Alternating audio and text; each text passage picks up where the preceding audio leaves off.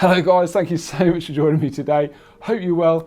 So today I'm going to share with you my thought process for shooting a sunrise at a new location. So the first part of this video will be in the field in the Lake District, and then we'll come back here to the studio for a little chat and go through the editing process and hopefully make a print. So without further ado, please join me in the darkness at Loughrigg Tarn in the beautiful English Lake District.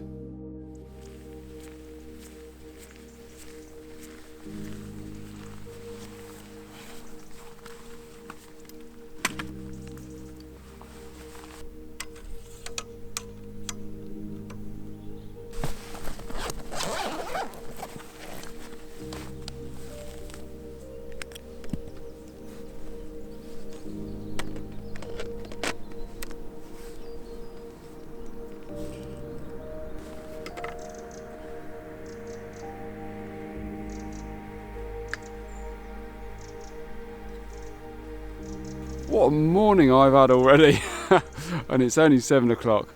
So my plans, if you watched last week's video, you'll know that I run into trouble in terms of the fact that I bumped into this massive film set and they were taking over this whole area, and it was the area that I'd travelled 180 miles to get to, so I couldn't shoot it and I was absolutely gutted about that. But this morning I slept overnight.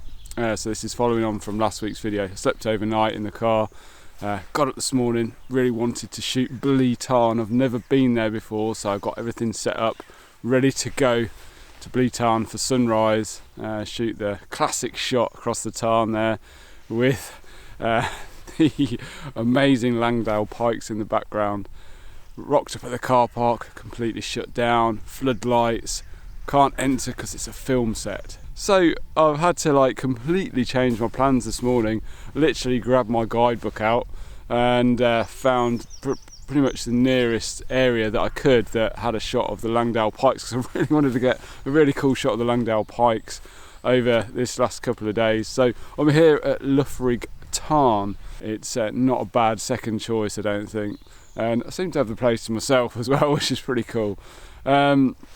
The Langdale pikes are there in the background. My biggest issue is this bank of cloud here behind me.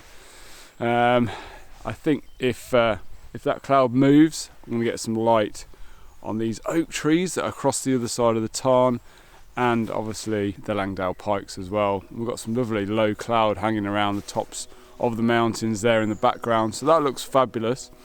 I've got everything quickly set up because sunrise is literally about now.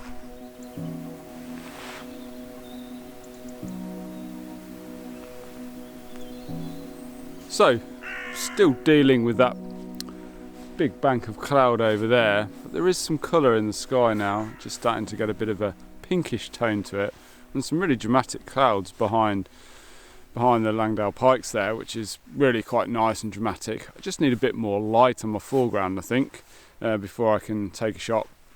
I've taken a few test shots already, and at the minute I'm at f8 and I'm focusing on the trees actually, because the trees in the foreground, I really want the detail to be in them. The Langdale pikes is somewhat further in the distance, so if it's a little bit softer I don't mind, but at f8 it's looking to be pretty sharp, so that's good. There is a bit of separation between the two layers anyway, and I think that looks nice. Because the tarn, there's a bit of a ripple on the tarn, there's a slight breeze this morning. I've decided not to include too much of the tarn, so yeah, I've gone in fairly tight, and I'm about 80mm on my 50-140 lens. So I'm just really zoomed in on the actual mountain scene itself with the oak trees surrounding it, and the oaks are starting to get their autumnal colours as well, so there's lots of different oranges and deep reds mixed in with the greens, and the russet colours of the bracken that's now dying off because it's autumn as well. So yeah, I mean, it looks great with my eyes here, but to make the image really work, I think we desperately need some light at least hitting something. At the minute it's very, very flat, which is bit of a shame. Bit of a theme, isn't it, over my last few vlogs. But I'm hoping something's going to happen. But it's so dense over there, that cloud. Who knows? So I'm just going to wait it out for a bit here, for a bit, guys, and yeah, hopefully we can get an image.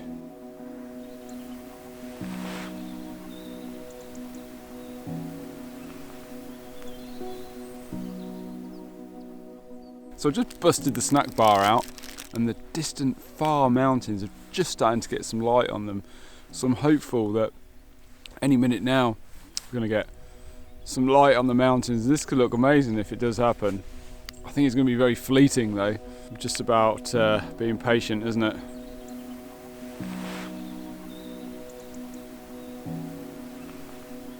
So guys, we've got some epic light on the beautiful mountains in the background there. It looks fabulous, it really does.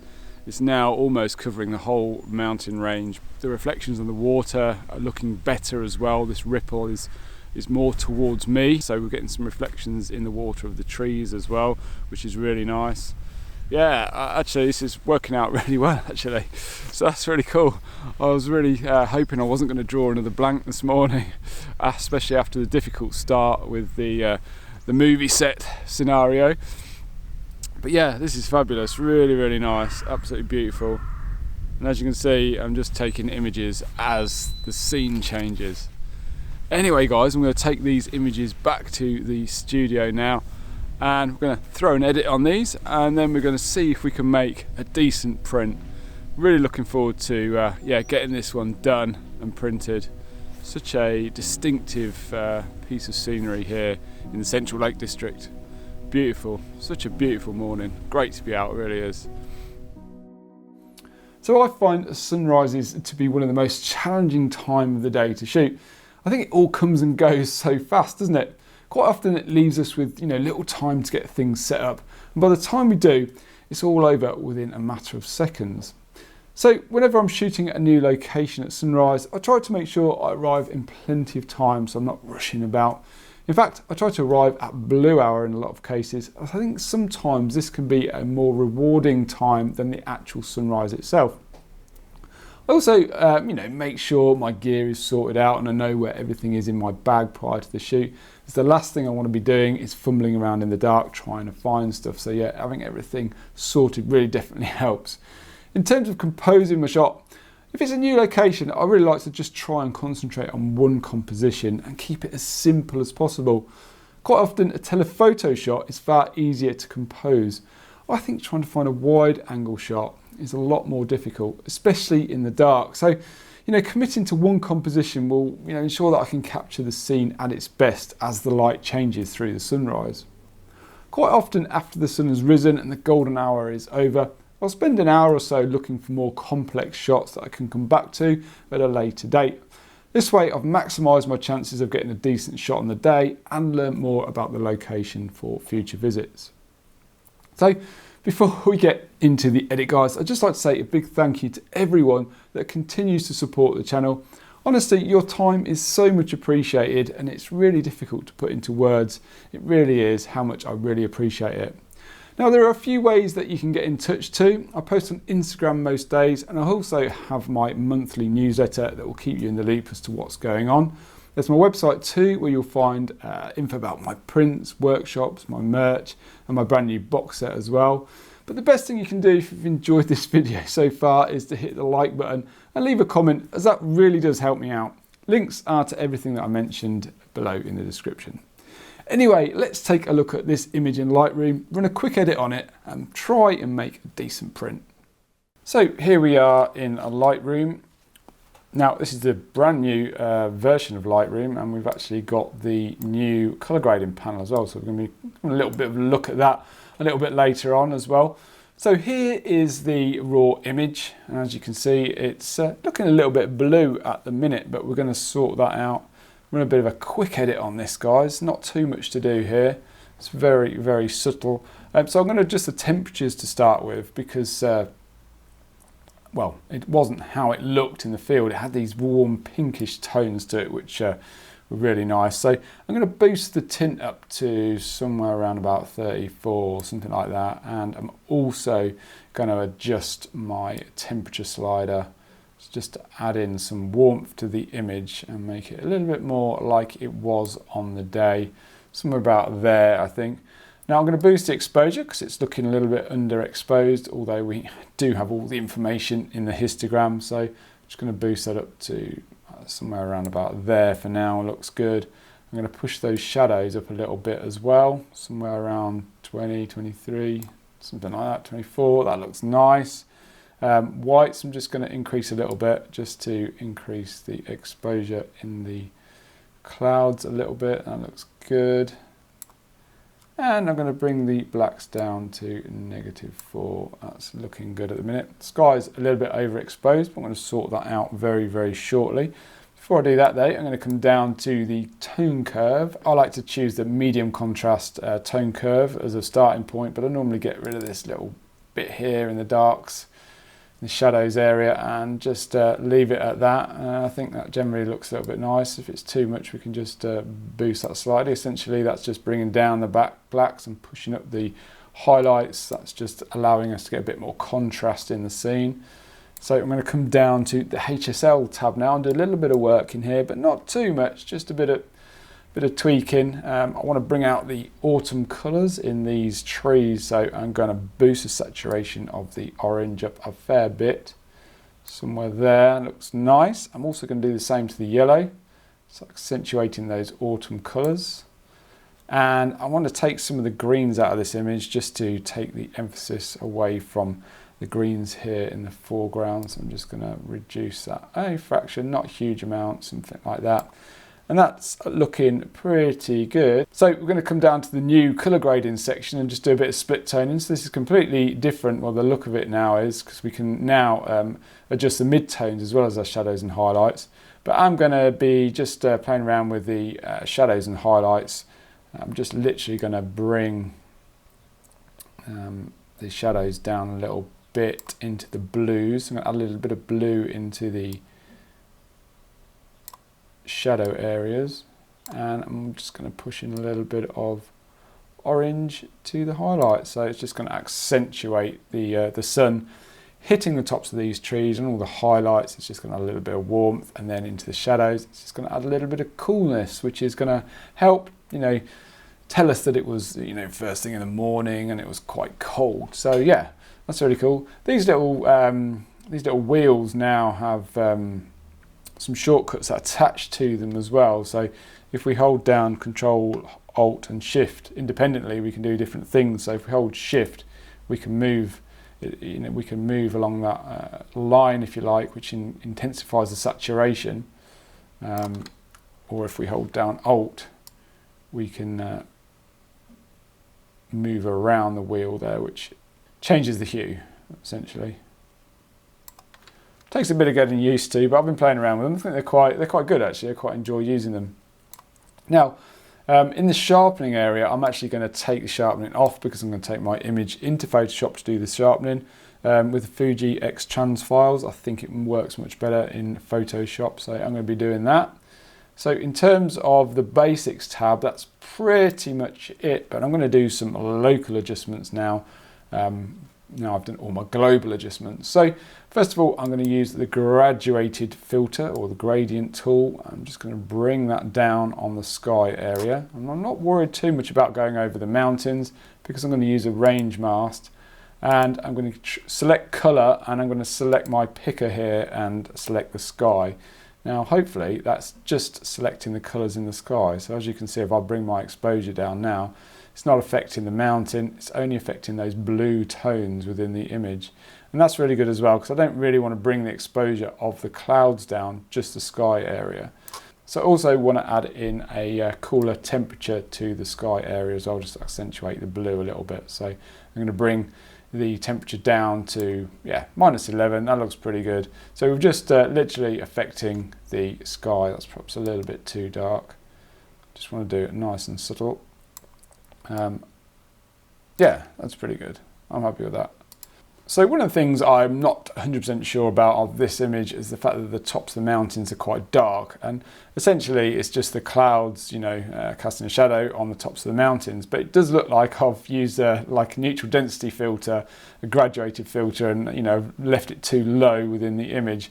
So to kind of make it look like that's a mistake hasn't been made, if you like. I'm just going to increase the exposure on the top of this mountain. I'm not going to do it on all of them, just this top here, just to brighten that up a bit. So I'm going to use my adjustment brush here, and I'm just going to paint in some lighter areas to the image.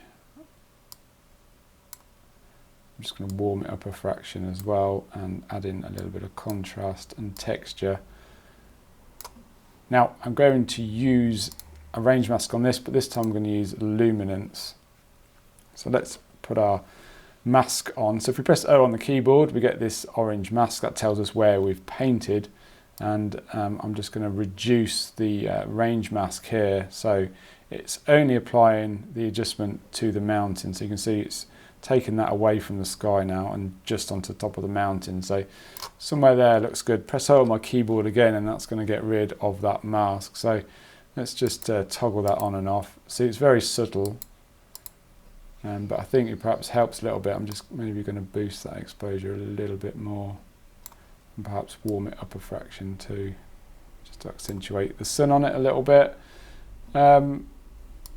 You know, maybe this is a step that I perhaps didn't need to do, but for me, it just felt like it was missing something. If you find that the luminance mask doesn't work, you can use your brush and press Alt and just paint away anything that's you know, not been taken away by that mask. If you've got anything that's not working 100% for you, you can just adjust that a little bit. But yeah, I think that's pretty good. So that's the before and after. Yeah, nice and subtle, but does the job, I think.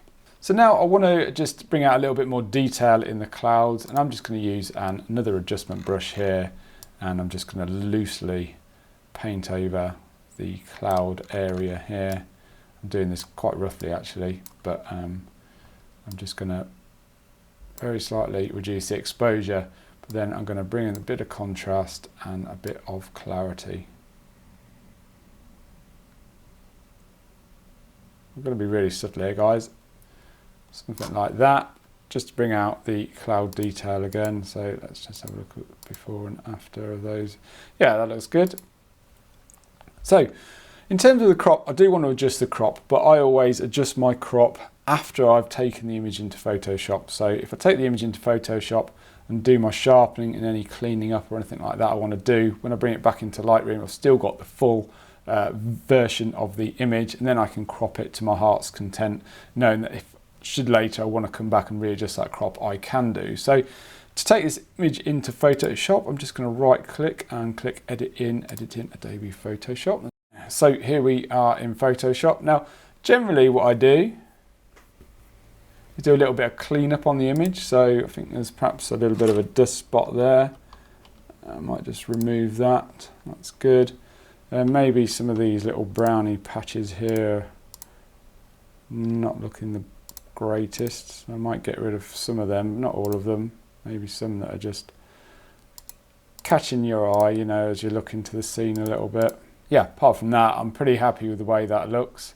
So now I'm just going to apply some sharpening to this image. So I'm going to duplicate my layer, come up to Filter and Sharpen Unsharp Mask. And depending on the size of the image, will depend on how much sharpening you want to put into your image. I normally go for a full resolution image somewhere around about 130. I find that looks pretty good. Zoom in a little bit. Don't want to overdo it really. Fuji files are pretty sharp out of camera, and you really don't need to apply that much sharpening because a Fuji X-Trans sensor doesn't have an anti-aliasing filter, so therefore it comes out a lot sharper to start with. Anyway, that is pretty good as it is, so I'm just going to flatten that and press save. That's going to take the image back into Lightroom. Here it is. And now if we press our info, we'll see it is an edited TIFF file. Now, I always label my images red after they've come back from Photoshop into Lightroom, so I know that they have been edited in Photoshop. Now, we're nearly ready to print this, guys, but first of all, I want to adjust my crop. And I think I might go for a 16 by 9 crop, or maybe even a 16 by 10. I think maybe 16 by 10. Initially I was going to get rid of all this ripple on the water, but actually I think it balances the shot out a little bit. But I am going to straighten it up a fraction. Let's have a little look at that. That looks great.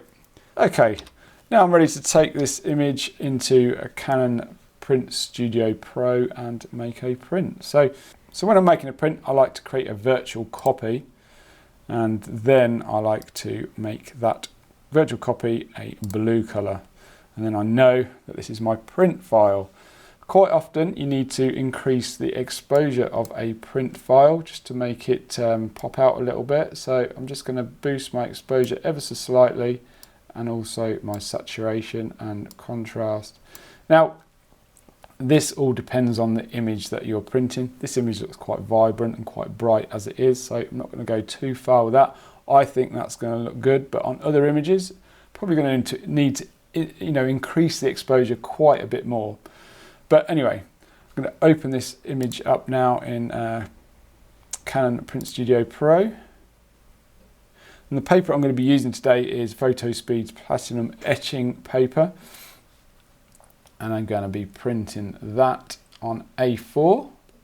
So I need to select my matte photo paper, and I've got my Platinum Etching ICC profile. I'm just using the generic one at the minute. I'd still need to get a custom one made, but it's actually working out really well. That's why I've never really got around to doing it for the Platinum Etching paper, but I will do at some point, no doubt. I'm just going to drag this out, and I'm going to align it horizontally, and then just push it up to the top and try and get my margins about the same, something like that's good enough. 15 millimeters of margin all the way around, and then the bottom margin is just a little bit bigger. Then I can either trim that or leave it as it is. So I'm going to put some paper in the printer.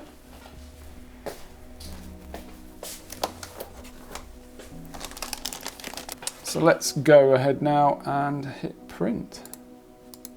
Looking forward to seeing what it looks like. So here's the finished print. I'm pretty happy with it really for a rather impromptu on the fly shoot. I quite like the subtle warm tones, and the light's pretty nice too. I'm definitely going to be giving this location another visit. Anyway guys, thank you so much for watching. I hope you enjoyed the video. I'm definitely going to be back out again next week shooting some more landscape photography. So I really do hope to see you again then. Take care guys, have a great week, and I'll see you next Thursday.